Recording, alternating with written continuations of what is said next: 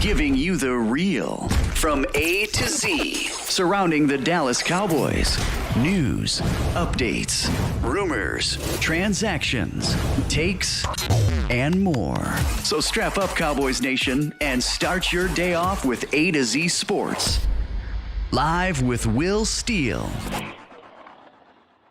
3, 2, 1. Here we go.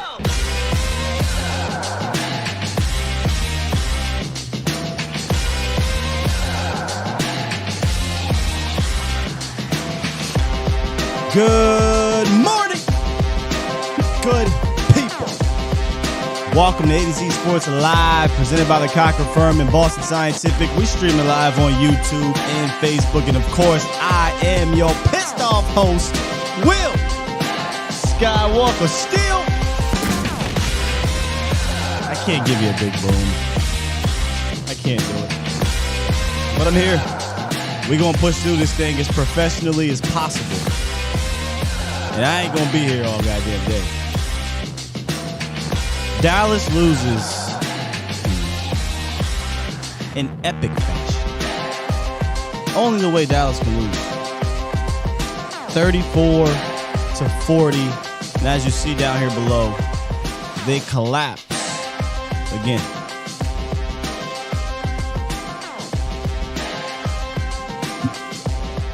I ain't got nothing.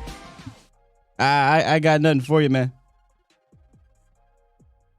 I'm not gonna lie to you. I had a day or a night, whatever, to sleep on it. I'm still pissed off. So I can't come on here and act like I'm not pissed off. So what I'm gonna try to do is remain as calm as possible.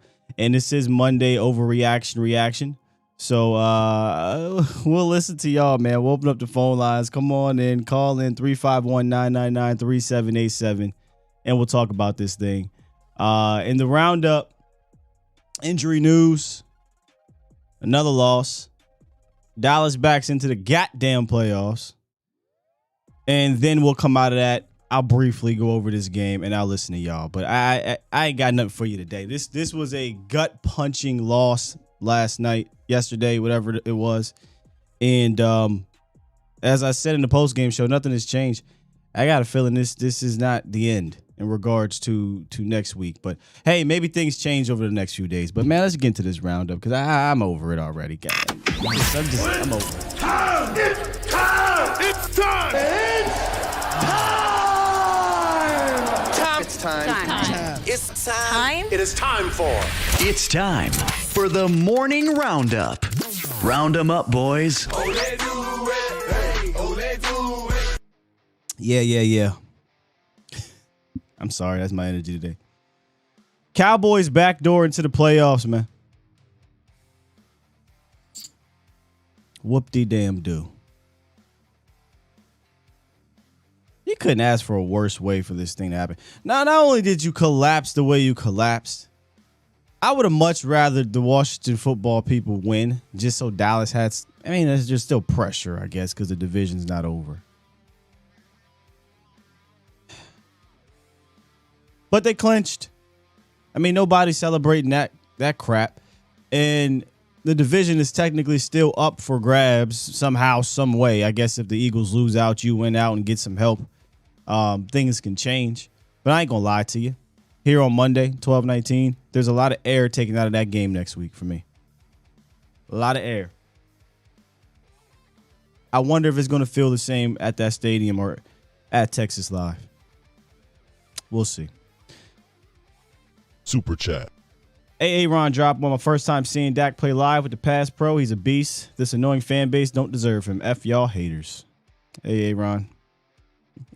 I wasn't going to talk about all of that stuff. We would figure by now, after watching that game, there'd be other things to discuss, but it is what it is. Another injury. LVE's added to the injury report. Jonathan Hankins, Anthony Brown, Jordan Lewis, and now LVE. Looks like 4 starters to me. Listen, we can hate all these players, but you just can't continue to lose these guys like this. And we'll talk about the cornerback situation in a second, but LVE, I said this during the halftime show, I think it was. I thought he had his best game that I've seen him play against the Texans in 2 years. So I was encouraged with the momentum he was gaining in regards to the run game. Now, I don't know what the splits were with LVE in, LVE out yesterday against the Jaguars. But when LVE went out at the halftime, I told Jesse, I said, well, the mouse in the house is Anthony Barr. They came out 2 plays later. They threw a wheel route on Anthony Barr. Big play, and that got him started a little bit. I think they kicked a field goal, and then Cowboys went down and kicked a field goal instead of getting a touchdown. But nonetheless, LVE's is probably going to be felt because Anthony Barr's just not playing like that guy, man. You're just not that guy, pal. Hopefully he's fine, but it's a neck injury. At first, we thought it was a concussion. But a neck injury for LVE is no bueno. This was always we were kind of putting it behind us, putting it in the back of our heads, hoping it wouldn't creep back up. But this was always the issue with LVE. He may get dinged up, and he was remaining healthy for almost 2 years, and hopefully he's fine though. We'll see. And then let's kind of start and go into this thing, man. This is where I want to begin with game management.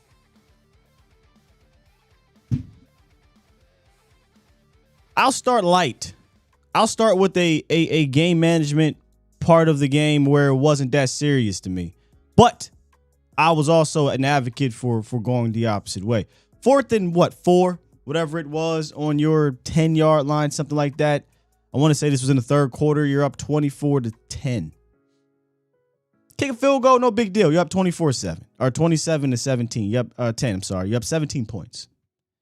Me personally, I wanted to go for it. All right, Sky, whatever. It's cool. They got the field goal. You're up 17. Games be fine.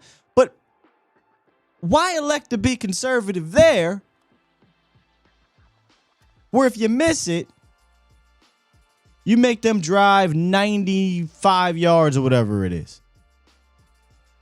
But then elect to be ultra aggressive on 3rd and 10 after 2 miserable run plays with the YOLO ball to Noah Brown. Don't understand. That's the first one of many game management glitches.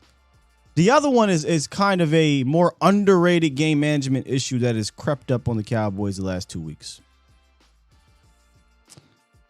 When Dallas gets backed up, for whatever reason, it's like Kellen just goes away from everything that has been working within said game, or whatever is the strength of your team. Last week, let's go backwards. Last week against the Texans, they get backed up after a bad return and a penalty. They're inside their 5 or somewhere like that. Dak gets them out after a pressure by the right side. Keep that in mind. Put a pin in it. Gets some pressure from the offensive line. Gets it out to, I think, Lamb. Boom, they're out to about the 15. 2 plays later, we drop back into a pass. We get a sack, fumble. Now we're backed up inside the 5. Okay. 2 out of the 3 plays, you got pressure from your offensive line when you decide to pass the ball. Almost detrimental pressure, almost sack in the end zone, and then you got a fumble that was recovered. The very next play, pass, quarterback's hit, interception. All right, let's learn from our mistakes. Learn from our mistakes. It's yesterday, you get backed up inside your 15-yard line. Bad return. We want to talk about him. That's a whole nother discussion, too. He's not been good. Bad return, you get backed up. First play.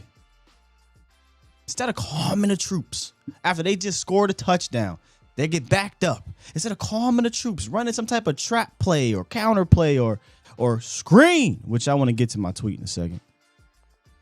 Drop back. Standard drop back. Pressure comes. Sack. All right. 2nd and 18. You're backed up inside your 5. Let me calm the troops. Let me run something easy, something quick.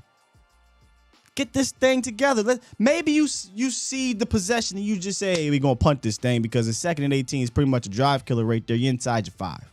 No. What do? We drop back again. Pressure. Quarterback's hit. Pick.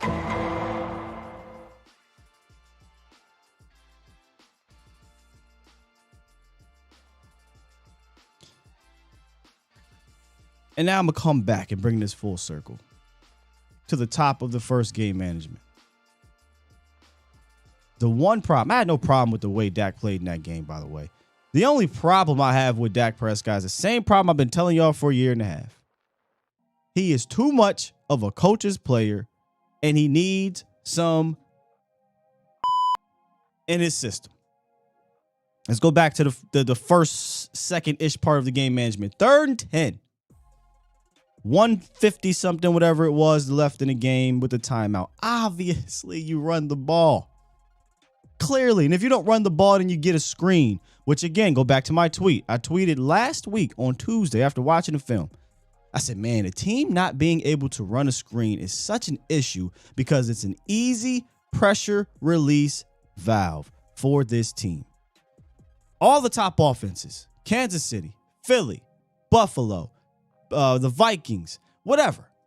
All of the top offenses in the NFL can run a screen properly. The Dallas Cowboys cannot, and it constantly bites them in the ass because they have nothing easy in their playbook. Nothing to get them out of pressure situations, whether it be backed up, whether it be because there's pressure on the offensive line in the pass rush, whatever. So bringing it back to the first part of our game management. My only issue with him is that if he gets that call that says, hey, we going for this thing on 3rd and 10, by the way. I mean, listen, you want to go for the game? I get it. Go for the game 3rd and 3, 3rd and 4, 3rd and 6. Sure, because you can get something better. 3rd and 10, listen, bruh, run the ball, get a screen. Maybe you pop one and you get a first down, whatever.